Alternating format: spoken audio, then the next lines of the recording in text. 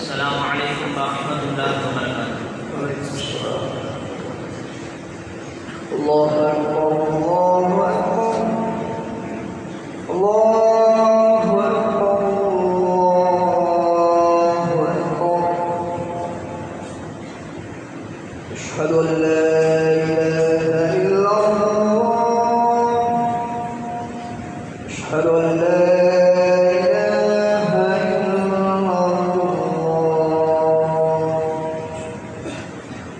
أشهد أن محمدا رسول الله. أشهد أن محمدا رسول الله. حي على الصلاة حي على الصلاة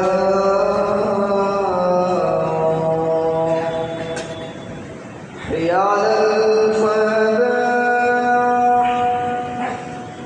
حي على الفلاح.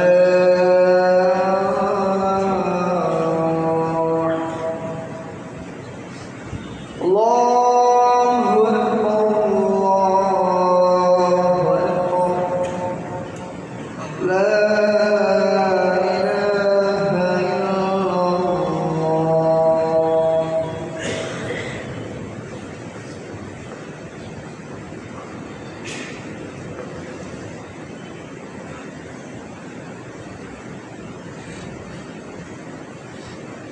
الحمد لله اللهم لك الحمد حمدا خالدا مع دوامك، ولك الحمد حمدا خالدا مع خلودك، ولك الحمد حمدا خالدا لا منتهى له دون مشيئتك، ولك الحمد حمدا خالدا لا يريد قائله إلا رضاك، ولك الحمد حمدا خالدا عند كل طرفة عين وتنفس كل نفس.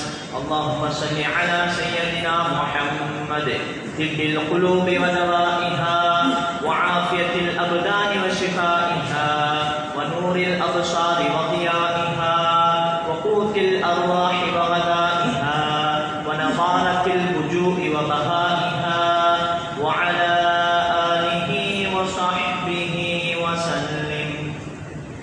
أما بعد، فيا عباد الله، أوصيكم بنفسي أولا بتقوى الله، فإن التقوى تنجيكم من عذاب النار وتدخلكم الجنة.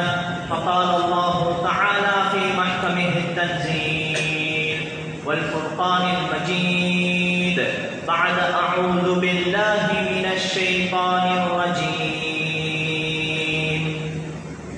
بسم الله الرحمن الرحيم.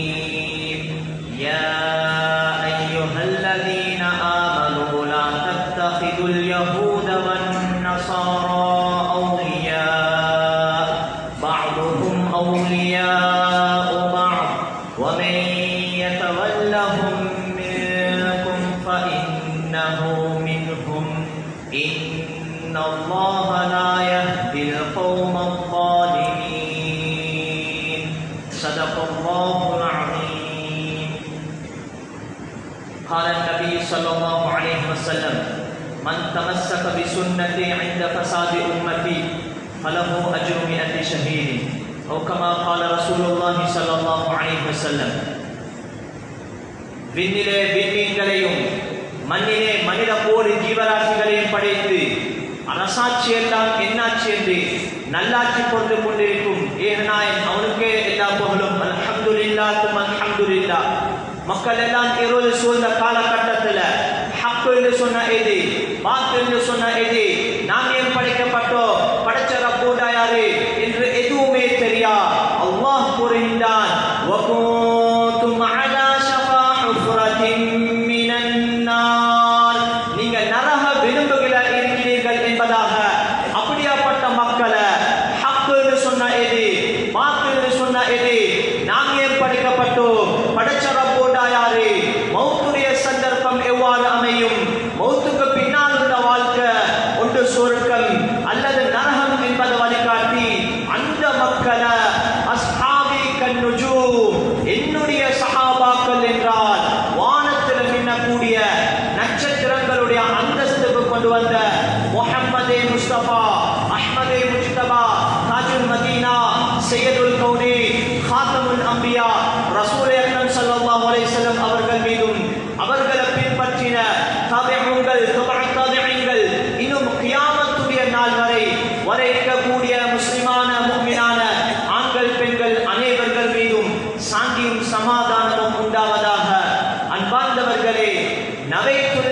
இஅ்திகாஃப மா தும்து ஃபீ ஹாதல் மஸ்ஜித் லில்லாஹி தஆலா நான் இந்த மஸ்ஜிதில அமர்ந்து கொண்டிருக்கும் காலமெல்லாம் அல்லாஹ் ஒருவனுக்காகவே இந்த இஅ்திகாஃபுடைய நியத்துடன் அமர்ந்திருக்கும் அன்பார்ந்தவர்களே, அல்லாஹ் எந்தெந்த விஷயங்களை எதிர்த்து நடக்கும்படி கட்டளை பிறப்பித்திருக்கின்றானோ அவை அத்தனை விஷயங்களையும் எல்லா சந்தர்ப்பத்திலையும் எல்லா கட்டத்திலையும் எல்லா சூழ்நிலையிலையும் இயன்றளவு எடுத்து நடக்குமாறும் எந்தெந்த விஷயங்களை விட்டு தவிர்த்து வாழும்படி கட்டளை பிறப்பித்திருக்கின்றானோ அவை அத்தனை விஷயங்களையும் எல்லா சந்தர்ப்பத்திலையும் எல்லா கட்டத்திலையும் எல்லா சூழ்நிலையிலையும் முற்று முழுதாக தவிர்த்து வாழுமாறு முதலில் அடியேனுக்கும் அப்பால் உங்களுக்கும் வசியத்தும் நசியத்தும் செய்து கொள்கின்றேன்.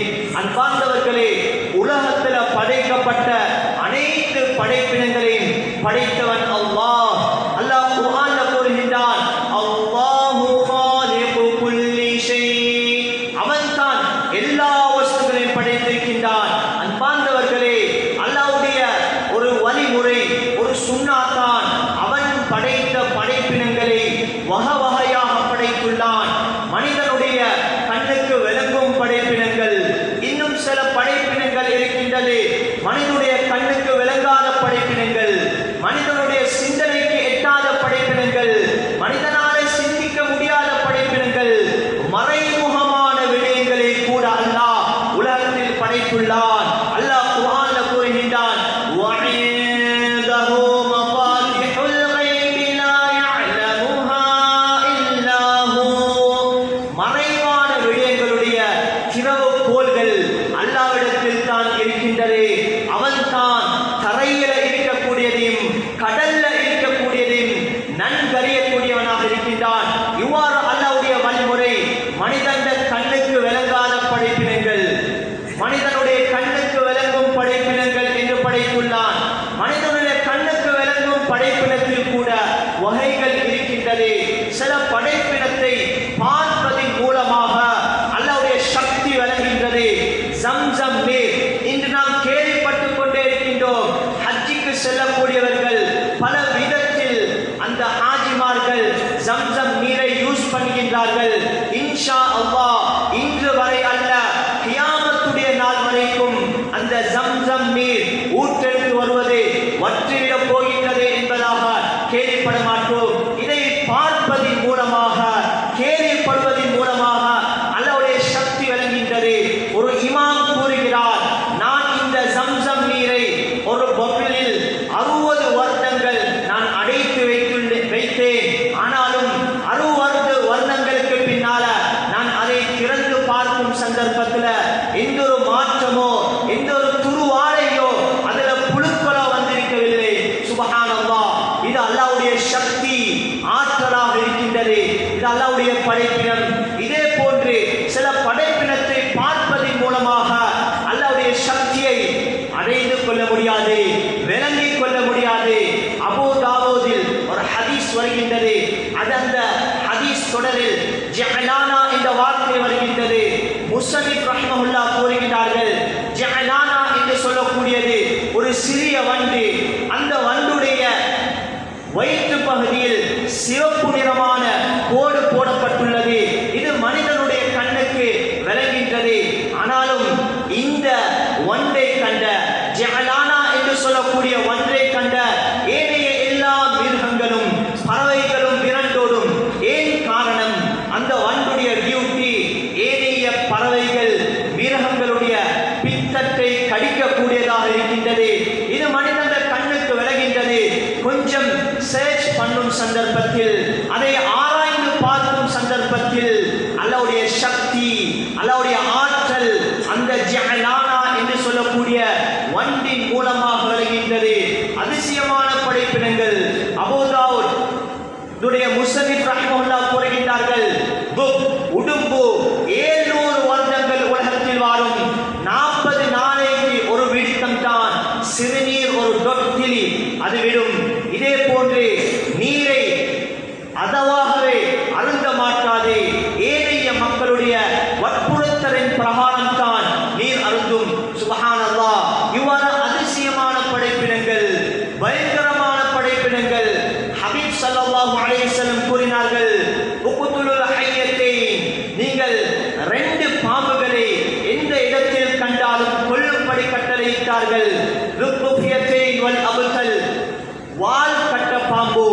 அடுத்தது எந்த பாம்புடைய முதுகில் வெள்ளை நிறமான 2 கோடுகள் போடப்பட்டுள்ளதோ இந்த 2 பாம்புகளை கண்டால் கொல்லும்படி கட்டளையிட்டார்கள்.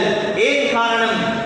தொடர் ஹதீஸில் கூறினார்கள், எந்த ஒரு மனிதர் அந்த பாம்பை நேருக்கு நேர் பார்ப்பாரோ அதன் மூலமாக அவருடைய பார்வையை இழந்து விடுவார், குருடனாக ஆகிவிடுவார் என்பதாக கூறினார்கள். அல்லாஹு அக்பர். அவரோ விஷமுள்ள பாம்புகளையும் அல்லாஹ் படைத்துள்ளான். கூறினார்கள், எந்த ஒரு கர்ப்பிணி தாய் அந்த பாம்பை நேருக்கு நேர் பார்த்து விட்டால் தன்னை அறியாமலே குழந்தையை ஈன்றெடுத்து விடுவார் என்பதாக கூறினார்கள். இவரோ பயங்கரமான படைப்பினங்கள், அதிசயமான படைப்பினங்கள். சில படைப்பினத்தை பார்ப்பதன் மூலமாக அல்லாஹ்வுடைய பயம், அச்சம் உள்ளத்தில் வருகின்றது. இன்னும் சில படைப்பினங்களை பார்ப்பதன் மூலமாக உள்ளத்துக்கு நிம்மதி கிடைக்கின்றது, ஆறுதல் கிடைக்கின்றது. இவ்வாறு அல்லாஹ் உலகத்தில் வகையாக படைத்து எல்லா வகையிற்கான ஆக சிறந்த படைப்பு, நாம் கண்ணிய படைத்தின படைப்பு என்பதாக குர்ஆன்ல கூறுகின்றான். வலகத் கர்ரம்னா பனி ஆதம். நாங்கள் இந்த ஆதமுடைய மக்களை, இந்த மனித சமுதாயத்தை சிறந்தவர்களாக ஆக்கியுள்ளோம், சிரேஷ்டமானவர்களாக ஆக்கியுள்ளோம் என்பதாக கூறுகின்றான். அவ்வாறு படைக்கப்பட்ட படைப்பினத்தில் மனிதர்கள் சிறந்தவர்கள். குறிப்பாக அதிலேயும் ஆக அல்லாஹ்விடத்தில் மிக நெருக்கமானவர்கள் என்றால் நபியுல்லாஹி ஸல்லல்லாஹு அலைஹி வஸல்லம் கூறினார்கள், லா தகூம ஸாஅத்து ஹத்தா யுகால ஃபில் அர்தி அல்லாஹ் அல்லாஹ். உலகத்தில் அல்லாஹ் என்ற வார்த்தையை மொழியக்கூடிய ஒரு முஸ்லிம் இருக்கும் வரையில் கியாமத்துடைய நாள் வரமாட்டாது என்பதாக கூறினார்கள். அன்பார்ந்தவர்களே, அவ்வாறென்றால் ஆக சிறந்த படைப்பு மனித சமுதாயம். அவர்களிலும் அல்லாஹ்விடத்தில் மிக மேலானவர்கள் தான் கலிமாவை ஒழிந்த ஒவ்வொரு முஸ்லிம்களும். இந்த அடியார்கள் அல்லாஹ்வை சந்தோஷப்படுத்தி அல்லாஹ் விரும்பக்கூடிய செயற்பாடுகளில் ஈடுபட்டு மேலான சொர்க்கத்தை அடையணும் என்பதற்காக வேண்டி அல்லாஹ் அமல் செய்யக்கூடிய சந்தர்ப்பங்களை உருவாக்கி கொடுத்து கொண்டே இருக்கின்றான். சில சந்தர்ப்பங்கள்ல அமல் செய்வதன் மூலமாக அது சிறிய அமலாக இருக்கலாம், ஆனாலும் அதனுடைய கூலியை அல்லாஹ் பன்மடங்காக கொடுக்கின்றான். ஏன் காரணம்? அல்லாஹ்வுடைய நெருக்கத்தை அடைந்து, அல்லாஹ்வுடைய பொருத்தத்தை அடைந்து சுவனத்தை அடைய வேண்டும் என்பதற்காக வேண்டி அவ்வாறு இந்த முஸ்லிம் சமுதாயத்துக்கு அல்லாஹ் பல விதத்தில் பரக்கத்துவலை செய்திருக்கும் சந்தர்ப்பத்தில் கூட இந்த முஸ்லிம் சமுதாயத்தை வழிகெடுக்க வேண்டும், முஸ்லிம்களை அல்லாஹ்வுடைய தொடர்பை விட்டு தூரமாக்க வேண்டும். அவர்களுக்கு கிடைக்கக்கூடிய பரக்கத்துவல், அல்லாஹ்வுடைய ரஹ்மத்களை விட்டு தூரமாக்கப்பட வேண்டும், அல்லாஹ்வுடைய கோபத்துக்கு உட்பட்டவர்களாக ஆகிவிட வேண்டும் என்பதற்காக வேண்டி சதா நேரமும் இந்த முஸ்லிம் சமுதாயத்தை வழிகெடுத்துக் கொண்டே இருக்கின்றார்கள். இவர்கள் தான் யகூதிகள், நசாராக்களாக இருக்கின்றார்கள். வேர்ல்ட் பாப்புலேஷனை பார்த்தால் 8 பில்லியன் மக்கள் உலகத்தில் வாழ்கின்றார்கள். அதிலேயும் 2.6 பில்லியன் மக்கள் நசாராக்கள், 2 பில்லியன் மக்கள் முஸ்லிம்கள் இருக்கின்றார்கள். வெறுமனே சனத்தொகையில் ஆக குறைந்தவர்கள் தான் 16 பில்லியன் மக்கள் இருப்பவர்கள் தான் இந்த யகூதிகள். அன்பார்ந்தவர்களே, முழு உலகத்துடைய கண்ட்ரோலையும் வைத்திருக்கக்கூடியவர்கள் தான் யூதர்கள். அவர்களுக்கு உதவியாக இருப்பவர்கள் தான் நசாராக்கள். இந்த யூதர்களும் நசாராக்களும் சேர்ந்து தான் இந்த முஸ்லிம்களை வழிகெடுப்பதற்காக வேண்டி இந்த முஸ்லிம்களை உலகத்தில் இருந்து அடியோடு அழித்துவிட வேண்டும், பூண்டோடு அழித்துவிட வேண்டும் என்பதற்காக வேண்டி சதி திட்டங்களை தீட்டிக் கொண்டே இருக்கின்றார்கள். அவர்கள் இந்த முஸ்லிம்களுடன் யுத்தம் செய்ய வேண்டும், அந்த யுத்தத்தில் இலகுவான முறையை கையாள வேண்டும் என்பதற்காக வேண்டி அவர்கள் பாவித்த ஒரு முறைதான் ஃபைட்டிங் த்ரூ இன்டெலிஜென்ஸ், ரஸ்வத்துல் ஃபிக்ர், சிந்தனை போராட்டம் என்ற ரீதியை அவர்கள் கையாண்டார்கள். இதை வைத்து ஆரம்பமாக 2 விடயங்களை வைத்து முன்னேறி சென்றார்கள். முதலாவது அல் லுகத்துல் அரபி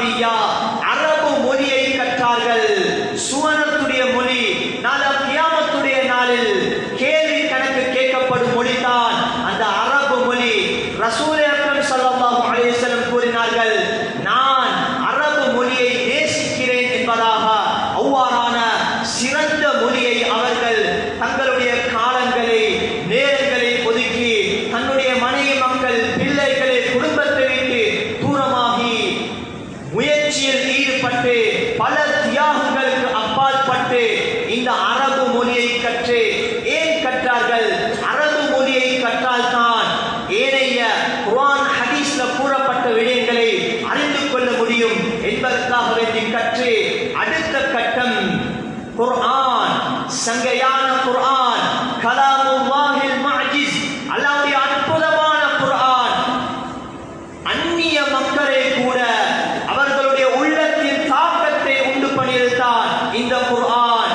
ஏராளமான நோய்களுக்கு நிவாரணியாக இருக்கக்கூடியது. சாபோனி ரஹ்மஹுல்லாஹ் கூறுகிறார்கள், எந்த ஒரு மனிதர் இந்த நோக்கத்தை கருதி இந்த குர்ஆனை ஆராய்கிறாரோ, குர்ஆனை ஓதுகிறார்களோ, அவர்கள் எந்த இலக்கை வைத்து முன்னோக்கினார்களோ அதை அடைந்து கொள்வார்கள். அப்படியாப்பட்ட ஒரு முஅஜிஸா, ஒரு அற்புதமான அல்லாஹ்வுடைய பேச்சு தான் இந்த குர்ஆன். இதையும் அவர்கள் அரபு மொழியை கற்று குர்ஆனை கற்றார்கள். குர்ஆன்ல கூறப்பட்டுள்ள ஒவ்வொரு ஆயத்துகளையும் அறிந்தார்கள். இந்த ஆயத்தில் என்ன விடயம் கூறப்பட்டுள்ளது, இது யாருடைய விடயத்தில் இறக்கப்பட்டுள்ளது, இந்த ஆயத்தில் கூறப்பட்டுள்ள ஹிக்மத் என்ன, நுட்பம் என்ன, இந்த ஆயத்தின் மூலமாக என்ன சட்ட திட்டங்கள் எடுக்கப்படுகின்றது என்பதை கண்டறிந்து அடுத்ததாக அல் ஹதீஸ், நபியுடைய சொல், செயல், அங்கீகாரம், தன்மைகள் அனைத்துமே உள்ளடக்கப்பட்ட ஹதீஸ்களை அவர்கள் ஆராய்ந்தார்கள். அதன் மூலமாக இந்த ஹதீஸ் எந்த சஹாபியுடைய விடயத்தில் இறக்கப்பட்டுள்ளது, இந்த ஹதீஸின் மூலமாக கூறப்பட்டுள்ள மார்க்க சட்டங்கள் என்ன என்பதாக நுணுக்கமாக ஆராய்ந்து ஒவ்வொன்றையும் அறிந்தார்கள். இதன் மூலம் இந்த ஹதீஸ் குர்ஆனின் மூலமாக எந்த செயற்பாடுகளில் ஈடுபட்டால் அல்லாஹ்வுடைய தொடர்பு அவர்களுக்கு நெருங்கிவிடும், எந்த செயற்பாடுகளை செய்தால் அல்லாஹ்வுடைய பொருத்தம் கிடைக்கும், எந்த செயலை செய்தால் அல்லாஹ் இந்த மனிதர்களுடன் கோபத்துக்கு உள்ளாகிவிடுவான் என்பதாக ஒவ்வொன்றையும் கண்டறிந்து அடுத்ததாக அத்தாரீக், இஸ்லாமியர்களுடைய வரலாற்றுகளை அவர்கள் ஒன்று சேர்த்து அதில் கூறப்பட்டுள்ள விடயங்களை அறிந்தார்கள். ஆரம்ப காலத்து சஹாபாக்கள், சஹாபி பெண்கள் எவ்வாறு வாழ்ந்தார்கள், நபிமார்கள் எவ்வாறு வாழ்ந்தார்கள், ஆரம்ப காலத்தில் உள்ள முஸ்லிம்கள் எவ்வாறு உலகத்தில் வாழ்ந்தார்கள், பண்பாடுடையவர்களாக இருந்தார்கள் என்பதை ஒவ்வொன்றையும் அறிந்து இமாம்மார்களுடைய கருத்துக்களை எடுத்து இதை செய்தால் இது ஹலால் என்பதாக கூறப்பட்டுள்ளது, இது ஹராம் என்பதாக கூறப்பட்டுள்ளது என்பதாக ஒவ்வொரு விடயங்களையும் கண்டறிந்து இரண்டாவது விதமாக அவர்கள் முஸ்லிம் நாடுகள், முஸ்லிம் ஊர்கள், எந்தெந்த ஏரியாக்களில் முஸ்லிம்கள் வாழ்கின்றார்கள், வசிக்கின்றார்கள், எந்த ஏரியாக்களில் குடியேறியிருக்கின்றார்கள் என்பதாக ஒவ்வொன்றையும் அறிந்து அவர்களுடைய ஏரியாக்களுக்கு போய் அவர்கள் காலையில இருந்து எழும்பினது முதல் இரவு படுக்கைக்கு செல்லும் வரையில் என்ன செயற்பாடுகளில் ஈடுபடுகிறார்கள், எவ்வாறு அவர்களுடைய குடும்ப வாழ்க்கை இருக்கின்றது, அவர்கள் எவ்வாறு அமல் செய்கின்றார்கள், வெளி தேவைகளுக்காக வேண்டி வெளியிலே சென்றால் எவ்வாறு அவர்கள் நடந்து கொள்கின்றார்கள், வியாபாரத்தில் எவ்வாறு இருக்கின்றார்கள் என்பதாக ஒவ்வொன்றையும் அவர்கள் அறிந்து இந்த ரெண்டு விதத்தின் மூலம் இதை வைத்து முஸ்லிம்களை வழிகெடுக்கிறதுக்கு ஆரம்பமானார்கள். அன்பார்ந்தவர்களே, குறுகிய நேரத்தில் சுருக்கமாக பார்த்தால் முதலாவதாக அவர்கள் கையாண்டது ஒரு பிளான் பண்ணினார்கள், ஒரு திட்டம் தீட்டினார்கள். இன்று நாம் பார்க்கலாம், ஹஜ்ஜுக்கு செல்வதற்காக வேண்டி ஒவ்வொரு வருடமும் நானும் ஹஜ் செய்ய வேண்டும் என்பதாக சில மனிதர்கள் சொல்வதை நாம் கேள்விப்பட்டுள்ளோம். அதுக்காக வேண்டி உண்டியலில் சல்லி சேர்க்கின்றார்கள். அவர்கள் தொழில் செய்வதே, நான் காபத்துல்லாவை பார்க்க வேண்டும், என்னுடைய இரண்டு கண்களால பார்க்க வேண்டும், அவ்வளவு சிறப்பு மிக்கதாக இருக்கின்றது. என் ஹதீஸில் நபியுல்லாஹி ஸல்லல்லாஹு அலைஹி வஸல்லம் கூறி காட்டினார்கள், யாரே அந்த காபத்துல்லாவுக்கு முன்னால போய் இரண்டு ரக்அத்கள் தொழுகிறார்களோ, ஒரு ரக்அத்துடைய கூலி சிறப்பை கூறி காட்டினார்கள். ஸலாத்துஹு ஃபில் மஸ்ஜிதில் ஹராம், மஸ்ஜிதுல் ஹராம்ல போய் ஒரு ரக்அத் தொழுதால் பிமிஅத்தி அல்ஃபி ஸலாத்தின், சுப்ஹானல்லாஹ், 1,00,000 ரக்அத்கள் தொழுத நன்மை கிடைக்கின்றது. அந்த பாக்கியத்தை நானும் அடைந்து கொள்ளணும். அன்பார்ந்தவர்களே, ஒவ்வொருவர்களும் உள்ளத்திலேயும் ஆசை, அதற்காக வேண்டி பல முயற்சிகளில் ஈடுபடுகின்றோம்.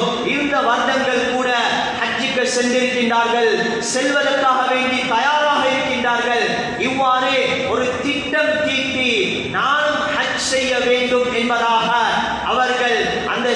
வேலைப்பாடுகள்ல முயற்சியில ஈடுபடுவது போன்று முஸ்லிம்களை வழிகெடுப்பதற்காக வேண்டி அவர்களை உலகத்தில் அடியோடு அழித்துவிட வேண்டும் என்பதற்காக வேண்டி முதல் கட்டமாக அவர்கள் ஒரு பிளான் பண்ணினார்கள், திட்டம் தீட்டினார்கள். இரண்டாவதாக அவர்கள் அன்ஷஉல் மதாஹிப கொள்கைவாதிகளை உருவாக்கினார்கள். முஸ்லிம்களுக்கு எதிராக கொள்கைவாதிகளை உருவாக்கினார்கள். தாவூதியா, இஸ்மாயிலியா, பஹாயியா, கதரியா, ஜபரியா, ஷிஆ, முஅ்தஸிலா, ஹவாரிஜ் என்று சொல்லக்கூடிய பல கொள்கைவாதிகளை உருவாக்கினார்கள். ஏன் காரணம்? இவ்வாறு கொள்கைவாதிகள் உருவாகினால் முஸ்லிம்களுக்கு மத்தியிலே பல முரண்பாடுகள் வந்துவிடும், சண்டை ஏற்பட்டுவிடும் என்பதை அறிந்திருந்தார்கள். அதனால கொள்கைவாதிகளை உருவாக்கினார்கள். மூன்றாவது கட்டமாக அல் இஹ்திசாசு சியாசியா அரசியல் கூட்டங்களை அவர்கள் வைத்தார்கள். தடை செய்ய வேண்டும் என்பதற்காக வேண்டி அவர்கள் ஏனைய மக்களில் இருந்து துறை சார்ந்தவர்களை முற்படுத்தினார்கள். கவலைக்குரிய விஷயம், அவர்களுடைய அந்த திட்டத்துள்ளது அவர்கள் அறிந்துவிட்டார்கள். எந்த உணவை தின்றால் அல்லாஹ்வுடைய பொருத்தம் கிடைக்கும், இதில் ஹராம் கலக்கப்பட்டால் அல்லாஹ் அவர்களுடைய துஆக்களை ஏற்றுக்கொள்ள மாட்டான், அறிந்துவிட்டார்கள். அதனால் உணவில் கூட ஹராத்தை அவர்கள் கலந்து விட்டார்கள். நாம் குடிக்கக்கூடிய குடிபானங்களில் கூட ஹராத்தை கலந்து விட்டார்கள்.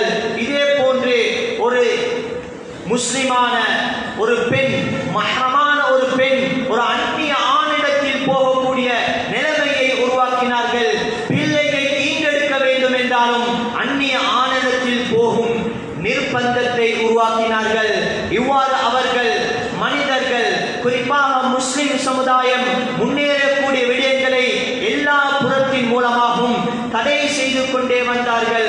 துறை சார்ந்தவர்களை உருவாக்கினார்கள்.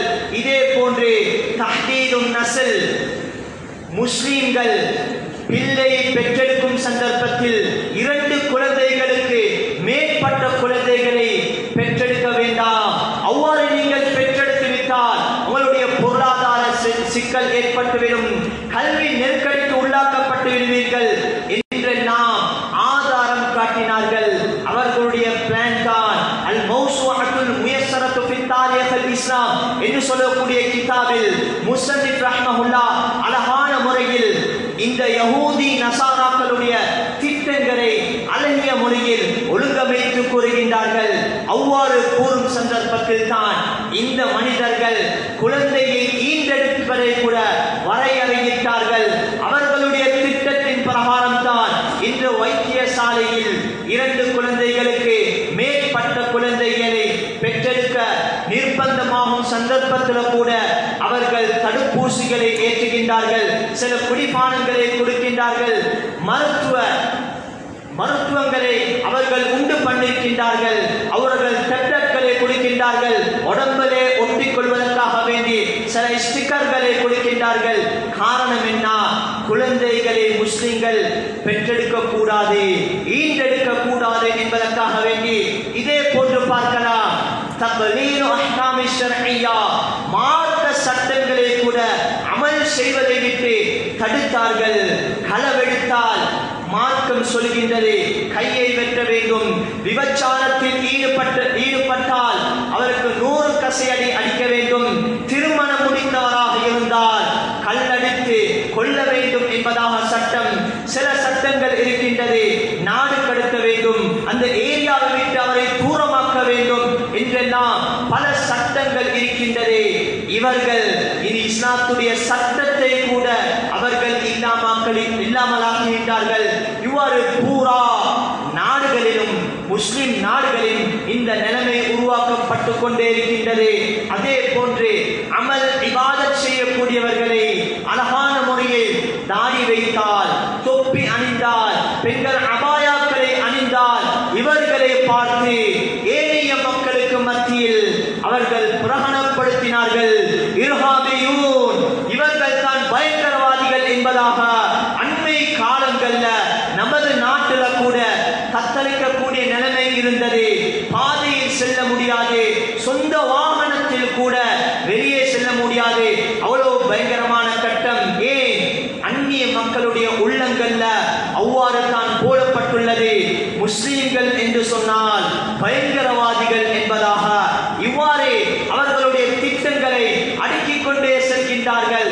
இதே போன்று நிசா பெண்களுக்கு தலைமைத்துவம் அவர்களுடைய செலவின் மூலமாகவே ஆபீஸ்களை நிறுவனங்களை கட்டினார்கள், தொழிற்சாலைகளை அமைத்தார்கள், ஸ்கூல் பாடசாலைகளை அமைத்து இந்த தொழிற்சாலைக்கு இந்த பாடசாலைக்கு தலைமைத்துவத்துக்கு மிக தகுதியானவள் ஒரு பெண் என்பதாக கூறி பெண்களுக்கு தலைமைத்துவத்தை கொடுத்துள்ளார்கள். அன்பார்ந்தவர்களே, கொஞ்சம் சிந்திப்போம். நாம் பார்க்கலாம், எந்த ஒரு இடத்துக்கு போனாலும் அந்த இடத்தில் தலைமைத்துவத்தை பெண்களுக்கு கொடுக்கின்றார்கள்.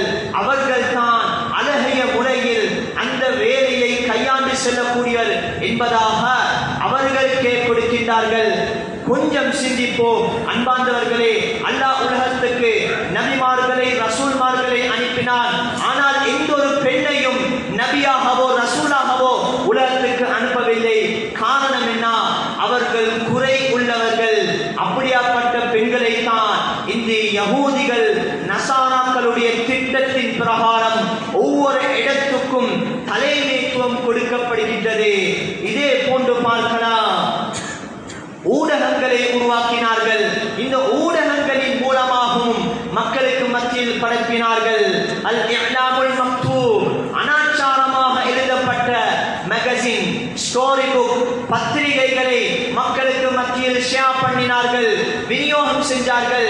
இதை வாசித்து பார்க்கும் சந்தர்ப்பத்தில் விளங்குகின்றது, முஸ்லிம்கள் என்றால் தீவிரவாதிகள், முஸ்லிம்கள் ஏனைய மக்களுக்கு அநியாயம் செய்யக்கூடியவர்கள், மோசடி செய்யக்கூடியவர்கள், பொய் பேசக்கூடியவர்கள், கொலை செய்யக்கூடியவர்கள் என்று வரும் விதத்தில் அவர்களுடைய பத்திரிகைகளை உருவாக்கினார்கள். அல் இஅலாமுல் மம்பரி, திரைப்படங்களை அவர்கள் விநியோகம் செஞ்சார்கள், வீடியோ கிளிப்களை அவர்கள் ஷேர் பண்ணினார்கள். இதனுடைய சமரி, சுருக்கத்தை பார்த்தாலும் அதனுடைய சாராம்சத்தை பார்த்தாலும் முஸ்லிம் என்று சொன்னால் கொலை செய்யக்கூடியவர்கள், சிறிய குழந்தைகள் என்று வரும் வீதியில் அவர்கள் இந்த வீடியோ கிளிப்களை கூட ஷேர் பண்ணினார்கள். அல் இஅலாமுல் மஸ்னூ, ஆடியோக்களை மக்களுக்கு மத்தியில் பரப்பினார்கள். இதே போன்று சில நாடுகளில் கூட அவர்கள் ஸ்பீக்கரின் மூலமாக முஸ்லிம்களை பற்றி ஏனைய மக்களுடைய உள்ளங்கள்ல ஒரு கருப்பு பிள்ளி விழும் அளவில் அவர்கள் மக்களுக்கு மத்தியில் பிரகடனப்படுத்திக் கொண்டே இருக்கின்றார்கள். அவரோ சதா நேரமும் முஸ்லிம்களை வழிகெடுத்துக் கொண்டே இருக்கின்றார்கள். அரபிகள் அரபு நாடுகளில் கலைப்படைந்து வீடு திரும்பும் சந்தர்ப்பத்தில் அவர்களுடைய குழந்தைகளை பணிவிடை செய்வதற்காக வேண்டி, ஹிதுமத்துக்காக வேண்டி ஏனைய நாடுகளில் உள்ள அழகிய யுவதி பெண்களை ஹிதுமத்துக்காக வேண்டி, பணிவிடைக்காக வேண்டி அமர்த்தினார்கள். இதன் மூலமாக கவலைக்குரிய விடயமாக இருக்கின்றது. எமது நாடுகளில் கூட இது பரவிக்கொண்டே இருக்கின்றது. அந்த சிறிய 5 வயது 6 வயது கலிமாவை மொழிந்த அந்த குழந்தை சிறிய வயதிலே இருந்து அந்த பெண்ணுடைய ஸ்டைலுக்கு பரகின்றது. அவள் எவ்வாறு தலை முடியை வெட்டுகின்றார், அவள் எவ்வாறு ஆடையை அணுகின்றார், அவளுடைய நடை எவ்வாறு இருக்கின்றது, அவளுடைய பேச்சு எவ்வாறு இருக்கின்றது, ஒவ்வொன்றையும் பின்பற்றக்கூடிய நிலைமை வந்துள்ளது. இதற்குரிய காரணம் அந்த யகூதிகள் நசாராக்களாக இருக்கின்றார்கள். அல் இஃப்திராத்து பைனன் நிசாஇ வல் ரிஜால், ஆண்கள் பெண்களுக்கு மத்தியில் கலவையை உண்டு பண்ணினார்கள். தகுந்த காரணங்கள் என்பதாக முன்வைத்தார்கள். உலக மகாநாடு என்பதாக பெண்களை வீதிக்கு அழைத்தார்கள். ஒரு அந்நிய ஆணுக்கு மத்தியில் அமரக்கூடிய நிலைமையை உண்டு பண்ணினார்கள். மார்க்க கல்வியை கற்றுக்கொள்வது கட்டாயம் என்பதாக கூறி வீட்டில் இருக்கக்கூடிய ஒழுக்கமான பேணுதல் உள்ள பெண்களை கூட திரையின்றி சில டியூஷன்களுக்கு, சில வகுப்புகளுக்கு வரவேற்றார்கள். இதற்குரிய அடிப்படை காரணம் அந்த யகூதி நசாராக்களாக இருக்கின்றார்கள்.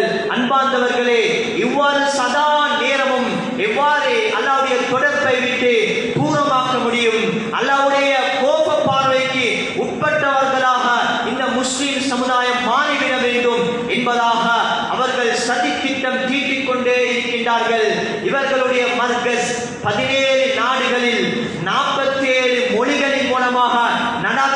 இருக்கின்றார்கள். அதிலே குறிப்பாக 13 மொழி, மூன்றாவது மொழியாக அல்-லுகத்துல் அரபியா, அரபி மொழி மேலோங்கிக் கொண்டே இருக்கின்றது.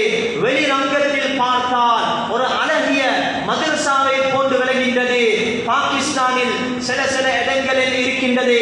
பங்கர் அடித்து அதற்குள்ளால் அவர்கள் குர்ஆன், ஹதீஸ், இஸ்லாமியர்களுடைய வரலாற்று கிதாப்களை எடுத்து, புத்தகங்களை எடுத்து ஆராய்ந்து கொண்டே இருக்கின்றார்கள்.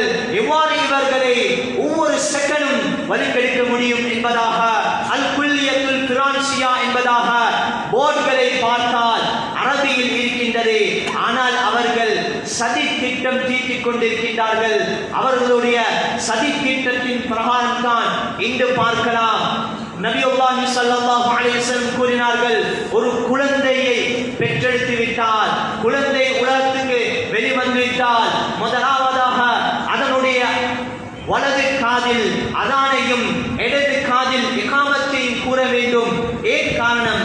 இதற்குரிய ஹிக்மத் என்ன? எந்த குழந்தை ஆரம்பமாக அதானையும் அல்லாஹு அக்பர் என்ற அந்த அதான், அல்லாஹ் தான் மிக பெரியவன் என்ற சத்தத்தை, இகாமத்தை கேட்கின்றதோ, மௌத்து முனும் அந்த குழந்தை மதம் மாற மாட்டாது, முர்த்தத்தாக மாட்டாது. இதை கூட இந்த யஹூதி நசாராக்கள் அறிந்தார்கள். அதனால தான் சமீப காலங்களில் எமது நாட்டில் கூட அது உருவாகியுள்ளது. குழந்தையை ஈன்றெடுக்கக்கூடிய வாட்டு இலக்கம் என்பதாக போடப்பட்டுள்ளது.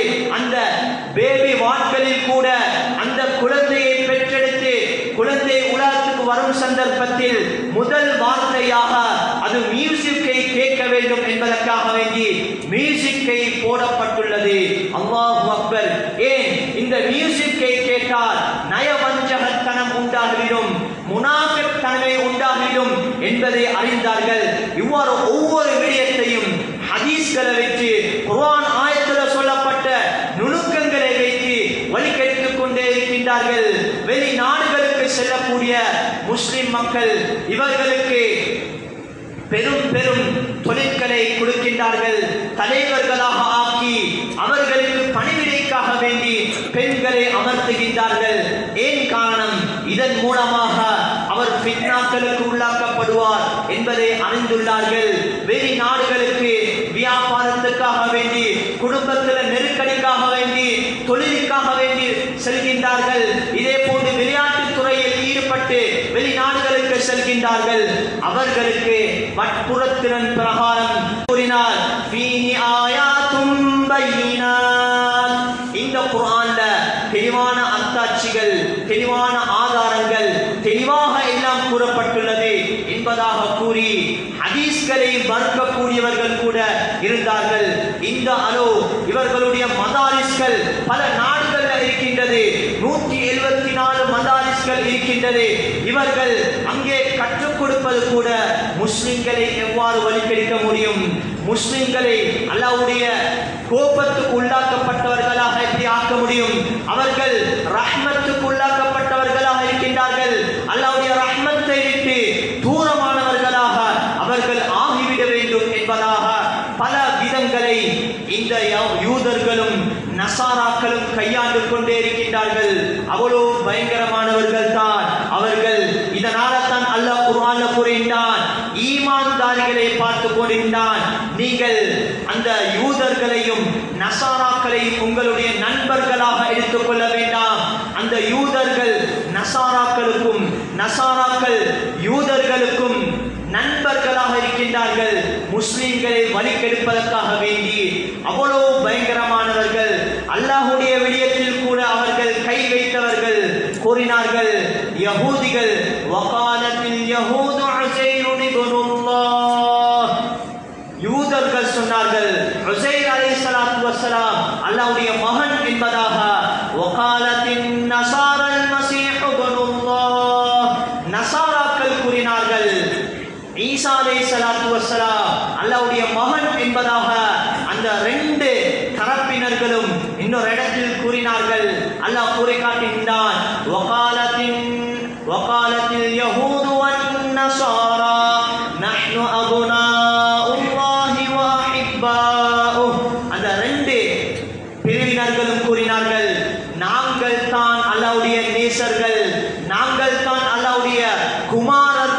கூறினார்கள், பிள்ளைகள் என்று கூறினார்கள். அவ்வளவு பயங்கரமானவர்கள் தான் அந்த யூதர்கள், நசாராக்கள். அன்பார்ந்தவர்களே, இவர்களுடைய சதி திட்டத்தின் பிரகாரம் தான் இன்று எமது முஸ்லிம் சமுதாயத்துக்கு மத்தியில் கூட ஒவ்வொரு விடயத்திலேயும் தங்களுடைய சொல்லின் மூலம், தங்களுடைய செயற்பாடுகளின் மூலம், தங்களுடைய வியாபாரத்தில், தங்களுடைய வீட்டு வாழ்க்கையில கூட, குடும்ப வாழ்க்கையில எல்லா விடயத்திலையும் ஊடுருவி சென்று கொண்டே இருக்கின்றது. எங்களை அறியாமலே அவங்களுடைய பழக்க வழக்கங்கள் எங்களிடத்தில் வந்துள்ளது. இன்று நாம் ஆடை அணிகின்றோம். இந்த ஆடையில் கூட அந்த ஷிர்க்குடைய அடையாளங்கள் இடப்பட்டுள்ளது.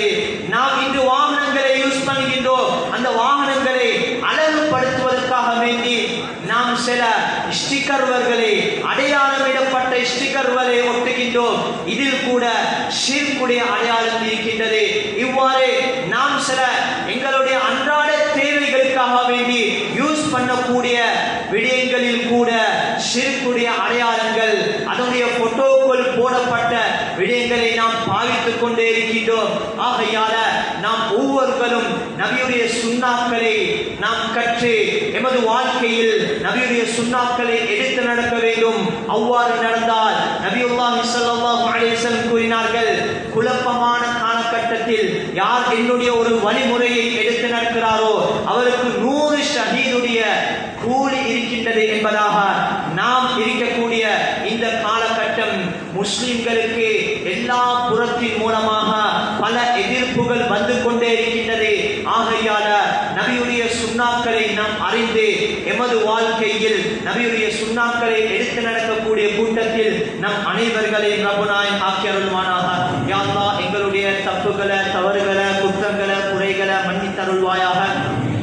பூரா முஸ்லிம்களை நிம்மதியாக சந்தோஷமாக வாழ வைப்பாயாக.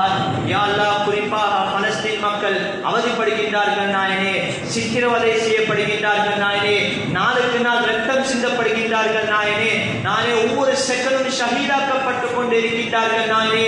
சிறு குழந்தைகள் என்று பாராது நெருப்பு மூட்டப்படுகின்றார்கள் நாயனே. தாங்க முடியாத நாயனே, பசியின் மூலமாக, தாகத்தின் மூலமாக தத்தளித்துக் கொண்டிருக்கின்றார்கள் நாயனே. அவர்களுக்கு நானா பொருள்களின் மூலமாக பாதுகாப்பை கொடுப்பாயாக. அவர்களுடைய ஈமானை பலப்படுத்தி அருள்வாயாக.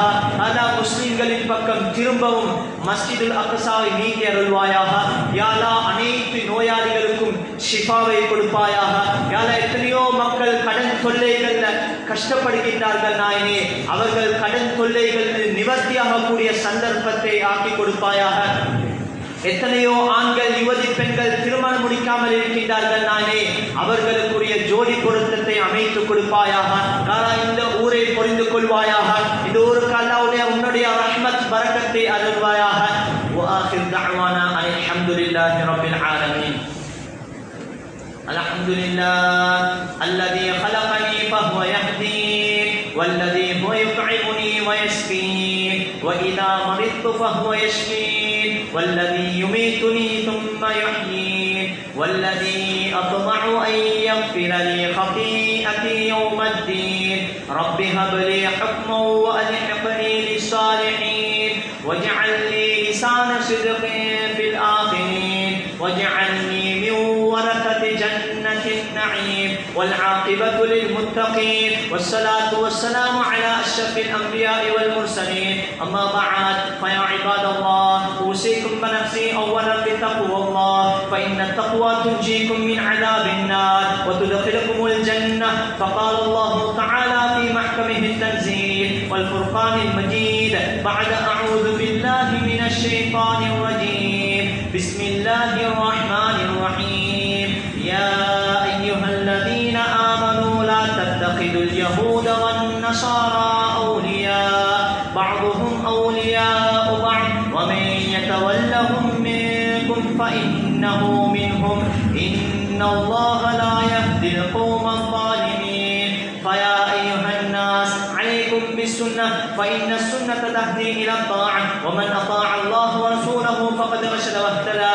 وإياكم وتجنب البدعة فإن البدعة تهدي إلى المعصية ومن يعص الله ورسوله فقد ضل وغوى وإياكم ومحدثات الأمور فإن كل محدثة بدعة وكل بدعة ضلالة وكل ضلالة في النار عليكم بالإحسان فإن الله يحب المحسنين ولا تقنطوا من رحمة الله فإنه أرحم الراحمين بارك الله لنا ولكم بالقرآن العظيم ونفعنا من آيات والذكر الحكيم أقول قولي هذا فاستغفروا الله لي ولكم ولسائر المسلمين من كل ذنب فاستغفروه إنه هو الغفور الرحيم.